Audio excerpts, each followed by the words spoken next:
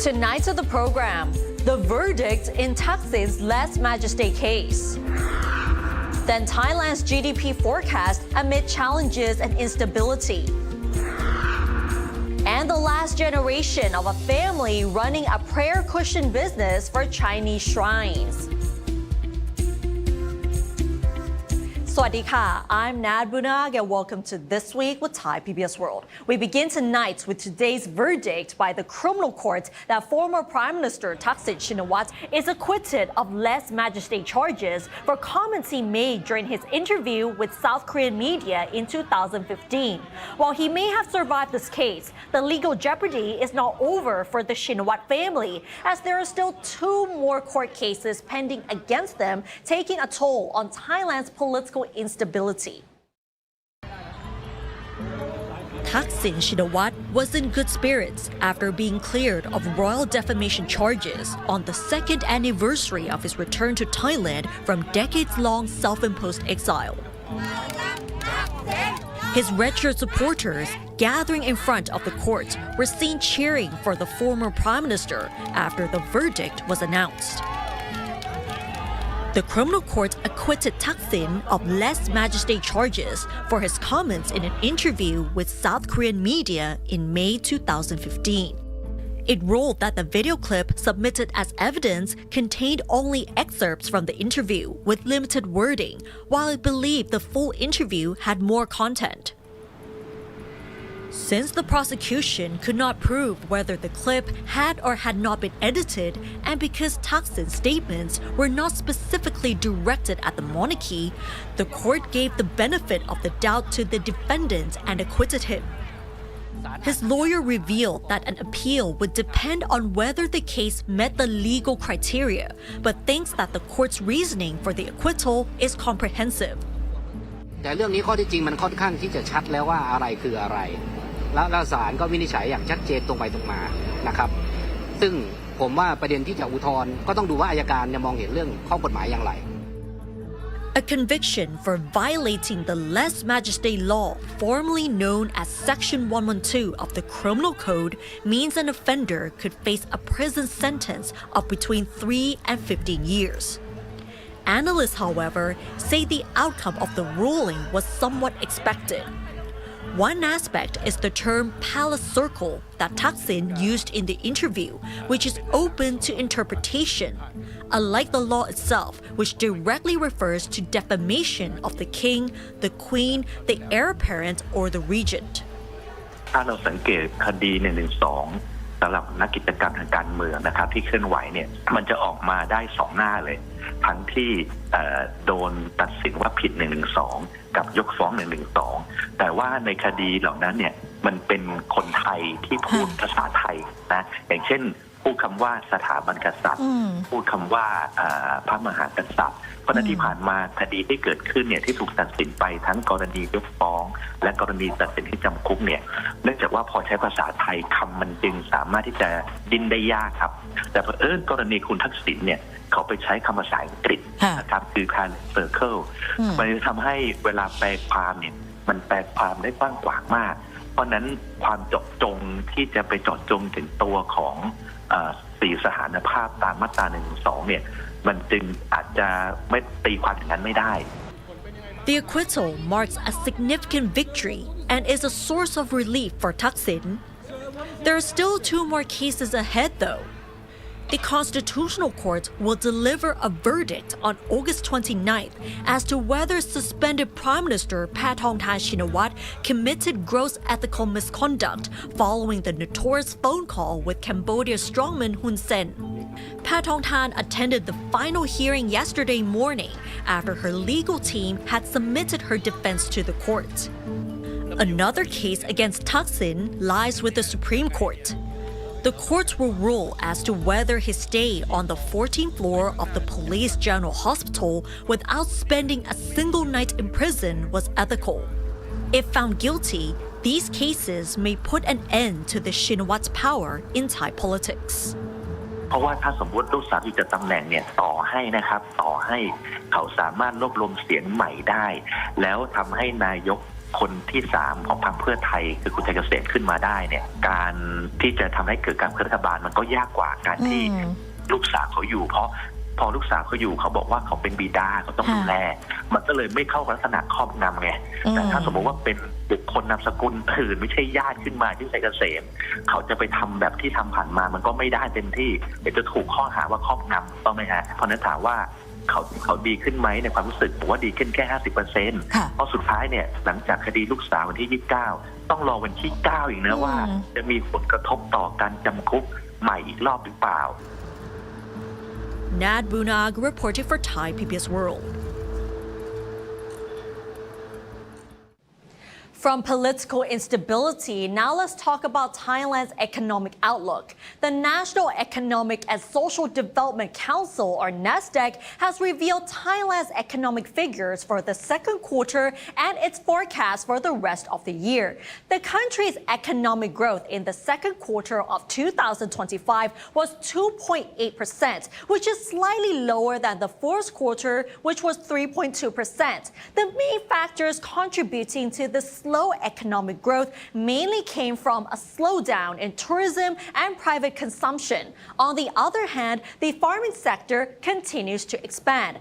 Exports also saw an increase of 14.5%, which came in tandem with increased exports to the U.S. ahead of the enforcement of the new trade tariffs. As for the whole year, NESDEC has adjusted the growth forecast for 2025 to between 1.8 and 2.3%, which is slightly lower compared to last year, which was 2.5%. Now let's have a look at how economic institutions forecast Thailand's GDP for the rest of 2025. Most see a bleak economic growth for Thailand, with some predicting an economic recession. The ADB and World Bank forecast Thailand's GDP growth at 1.8%, while the IMF predicted at 2% and the Kasigor Research Center at 1.5%. Most are much lower than Thailand's initial prediction of more than 2%. The common analysis is that Thai exports will decrease in the second half of this year, following the infliction of reciprocal trade tariffs, which have pushed exporters to speed up their exports, particularly to the U.S. in the first half of this year before the tariffs came into effect. While tourism, which has been the backbone of Thailand's economy, also contributes to the sluggish GDP growth, as we have witnessed the decline in foreign tourist arrivals since the beginning of this year. Thailand's GDP forecast is still the lowest compared to neighboring ASEAN countries, where economic growth has significantly improved. The highest GDP for the second quarter of this year is Vietnam, while other countries with higher economic growth are the Philippines, Indonesia, Malaysia, and Singapore. And even for the rest of the year, other countries have better economic forecasts than Thailand. And Thailand is dealing with major setbacks that affect the stability of its economy, from border tensions, internal political instability, and trade tariffs. NESDEC suggests 6 measures to boost the economy for the rest of 2025. Those measures include cushioning the impacts of the trade tariffs imposed by the U.S., boosting investment in the private sector, supporting the revival of the tourism and services sector, assisting SMEs that are struggling with liquidity issues, expediting budget disbursement to stimulate the economy, and support for farmers in terms of income stability. Meanwhile, Finance Minister Pichai Chunhawashira commented on the economic forecast released by NESDEC. He thinks that there are several factors hindering economic growth, from global trade, geopolitics, and reciprocal trade tariffs. Therefore, he thinks that if economic issues are properly addressed, Thailand's economic growth can exceed 2% this year, whether it's through exports, tourism, agriculture, or the industrial sector. As Thailand's economy struggles to gain momentum against the strong headwinds, GDP growth is expected to reach only 2% this year. Frank Han-shi joins me now to explain why the economy continues to remain sluggish. So Frank, what are the key factors behind the slowdown, and how can Thailand revitalize its growth? Hi, Ned. As what you said, many organizations already predict that Thailand's GDP growth will decline significantly. That includes Nasdaq because the organization already revealed that Thailand's GDP growth will reach 2% this year. According to the organization's latest report, Thailand's economy will reach 2%, but the second quarter growth declined to 2.8% from 3.2% in the first quarter due to non-agricultural sector slowdown, particularly in tourism. So headwinds including slowing tourism, whereas government expenditure and private consumption also slowed down. But there's good news there. Inflation and, of course, farming sector still remain stable. One expert in economics told me that Thailand's economy slowdown stemmed from weakening tourism and exports. GDP growth 2.8% year on year, as this says, lower than the expectations, I think due to two key reasons. The first one was a significant decline in export of services, mainly driven by tourism sector. The export of services declined from 7% in the first quarter to only 2.7% in the second quarter. And I think that tourism was the main factor regarding this decline. If you look at the number of tourists visiting Thailand have declined continuously since February 2022. And the decline was about 7 to 9% year on year each month. And if you look deep down into the data, you see that tourism from China declined the most by 30%, followed by those from Korea and Malaysia. And if you look, Russia and India continue to increase, but not enough to compensate the decline from China. At the same time, the central bank policy interest rate cut also helped the economy to alleviate the pressure in the economy as borrowers have more cash flow in their pockets. But this policy will not necessarily help exporters. Low interest rate being channeled into the lowering lending rate is a positive sign. This will not help reduce borrowing costs, I think, but also boost investor confidence in the central bank and the government commitment to cushion economic uncertainty. However, I think that the central bank should be aware of the potential risks that could be associated with too low interest rate, especially if it is channeled into deposit rate, as it could lead to the capital misallocation problem. So this is, I think, the central bank need to aware of. And the second one is lowering interest rate this time may not necessarily lead to exchange rate depreciation and help exporters. Well, Thailand is facing imminent challenges in the economy. One economist say that Thailand still can boost its economy with huge chunk of possibility with its unique position in locations and infrastructure amid tariff wars. I think for Thailand now, export, it's not about tariff now, it's all about competitiveness. It's all about production relocation, which is, I have good news to tell you. Regardless of whatever problems we may have, domestic political uncertainty, declining competitiveness, maybe the lack of, highly skilled staff. But we still see a shift of production diversification into Thailand. I think this is a new trend. We speak to a lot of our Chinese counterparts. They said now they're not sure what Trump is going to do or this administration going forward. So they set up facility almost everywhere, Latin America, in Thailand, in sometimes India, maybe India not so much now, Vietnam. So they're just hedging their bets because they don't know one day Thailand might get higher tariff than Vietnam. The other day Vietnam, some other day Vietnam might get lower. So they just putting it all over the map now. So in that sense, Thailand is benefiting from a flow of FDI. So Thailand right now needs to maintain its unique position in the region with acceleration of innovation and deregulation in every corner of the landscape because other regional peers right now speeding up structural reforms for its investors. And right now, to boost tourism is very important too with digital economy and the co-payment system. Right now, Thailand still has those opportunities to boost its tourism, no matter domestically or internationally, to propel its economy. Back to you, Ned. All right, thank you, Frank. And now let's have a look at the other stories making headlines throughout the week in our weekly roundup. The Thai-Cambodian Regional Border Committee has agreed to cooperate on mine clearance for humanitarian reasons in resolving transnational crime, particularly scam call centers, and in solving border disputes through the establishment of a coordination group and local-level border committee.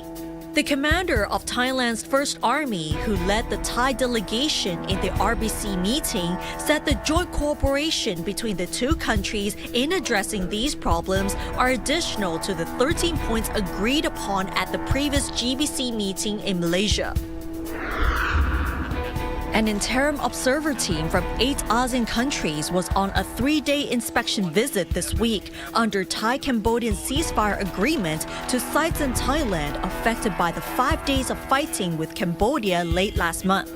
Thailand used the IOT visit as an opportunity to inform them that Cambodia had been indiscriminate during the attacks and targeted civilians and their communities, which included the Phnom Dong Rat Hospital, a convenience store, and a school.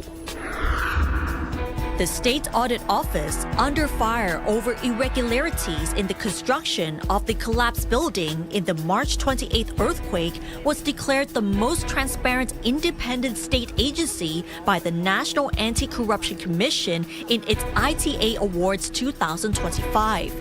Following online backlash, the NACC explained that the ITA is just a tool which assesses the good governance of state agencies, not whether there is corruption.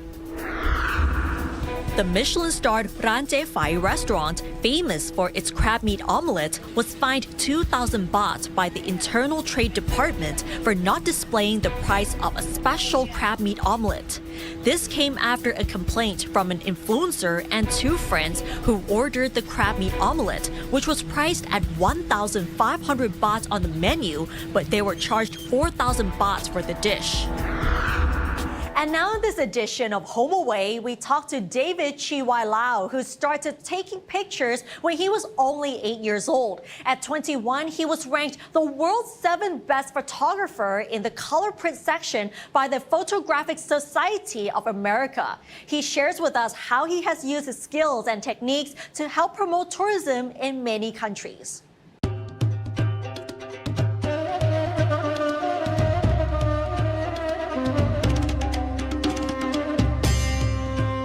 David Chiwai Lau spent long hours capturing picturesque footage of northern Pakistan. He has visited the country several times for various projects, all aimed at capturing striking photographs of landscapes, cultures, communities, and religion. His work is also included an exhibition to showcase Pakistan. Recently, the number of Thai tourists visiting the South Asian nation has increased noticeably. Pakistan is not the only country whose tourism he has helped to promote though. I still remember first time when I go to Tibet, and then I think Tibet is a place that's very difficult to go before, almost 15 to 18 years back. So I think, why don't I make an exhibition for it and let Thai people. Maybe they don't have time, maybe they're because of a health problem, because a lot of people say in Tibet the oxygen is limited. Maybe they don't have enough money to go to traveling so far. So the best is when I make the exhibition, everyone can come and see. I bring them for a tour to Tibet already. And this is what I held the place that, like in China, I have promoting more than 10 provinces already. During the past 20 years, David has helped promote tourism in more than 16 countries, where he has organized 32 exhibitions and published several photo books. The most memorable was his very first trip to Kenya, which was more than a decade ago. David recalled the talk he had when he approached the then Kenya ambassador to Thailand about his project. So at that time, I go to the embassy. You come here, ask for money. I say, no, we don't have money. The ambassador told me. I said, I know I don't need any money. I have all the photos. I just want to make an exhibition and let Thai people to see Kenya. And so what do you want? I want you to write the foreword for me in the book and also come for the grand opening. That's all. That's all. He added that the ambassador did come to the exhibition and bought his photo book, which he later presented to the Ministry of Tourism in Kenya. After that, the minister invited David to go to Kenya and meet with the Board of Tourism. He then helped them again by taking photos of safaris and wild animals. After that, he organized another 2 exhibitions for Kenya. And after that, a lot of ambassadors, they come to an exhibition, they see the exhibition, they say, please come and help my country also. We need you. Because I don't charge them anything, no fee. So something that I feel good that I can help all those neighboring countries. And once you bring in the tourists to the country, everyone get benefit. Hotel, logistic, department store, everyone. David doesn't make any money from his photography, which he considers a hobby. In his professional life, he's a successful businessman in the food industry. Originally from Hong Kong, he settled in Thailand when he was 25 years old. In Thailand, I feel relaxed first, and people are very nice. You walk around, you just ask for help, people will help you. Because in Thailand, I can say 95% is Buddhist, and I'm Buddhist also. So to live in a country that you don't feel stretched is very important. David has witnessed many changes in Thailand during his long years of living here. For him, however, one thing has never changed: the kindness and warmth of the Thai people. He also sees himself living here in what he calls home forever. Still on arts and culture, some Chinese prayer rituals involve kneeling, and one essential for comfort when kneeling is the round prayer cushion. This item may soon disappear though, as the family making them is now in its last generation. Warisara Sahan has more. Chinese shrines in Thailand are places of worship for many Thai Chinese nationals. Most of the time, praying rituals involve bowing while on your knees. This is the original version of round praying cushions used for knee support in many Chinese shrines in Bangkok. This family is the last one preserving this traditional Chinese handicraft, which has been passed down for over 100 years.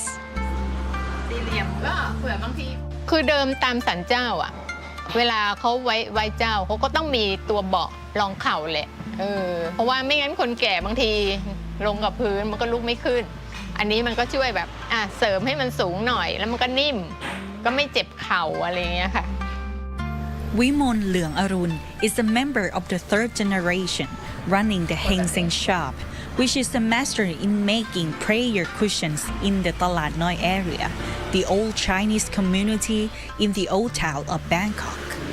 She explained that her grandfather from China started the business in the reign of King Rama V. Back then, though, the shop was only making hand-stitched mosquito nets and K-pop mattresses for sale. One day, as time passed, their popularity had decreased. And this is when her mother hit on a new idea, making prayer cushions. แต่พอวันหนึ่งที่นอนฟองน้ำอะไรเงี้ยเข้ามาที่นอนสปริงมันก็ทำให้ที่นอนนุ่นเราดรอปลงเราก็ต้องมาคิดแล้วว่าจะทำอะไรต่อยอดยังไงให้ร้านมันอยู่ได้แม่ก็เลยแถวนี้ศาลเจ้าเยอะก็มาทำเบาะไหว้เจ้าเบาะคุกเข่าอะไรเงี้ยค่ะก็แม่ก็ทำเน้นเบาะไหว้เจ้าเยอะแหละเมื่อก่อน Each cushion needs time, dedication to create. The most difficult part is stuffing the pillow to get the right shape. This step has no fixed measurement, just experience and feel, which she had learned over 10 years from her mother. The cushion is composed of 3 main layers, including the pillow filled with kapok and coconut husk, a plastic, and a fabric case, which all are handmade. For over 100 years, there were times when the business was struggling due to changing customer buying behavior in favor of new trends. The Heng Seng family has, however, survived through generations. That's because they have adapted to new trends and new customized designs. เราต้องเปิดใจไม่ใช่ว่าทำอยู่แค่นี้ก็ทำแค่นี้แล้วแบบลูกค้าไม่ชอบอย่างเงี้ยเราทำอย่างอื่นให้เขาไม่ได้มันก็ไม่ได้คือถ้าเราทำได้โอเคเราก็ทำใช่ไหมคะ With support from the Bangkok Metropolitan Administration and many new designers, Wimon said that the cushions have now become well known among younger generations. Although Heng Seng has entered the new markets, she said that doing this is not for profits.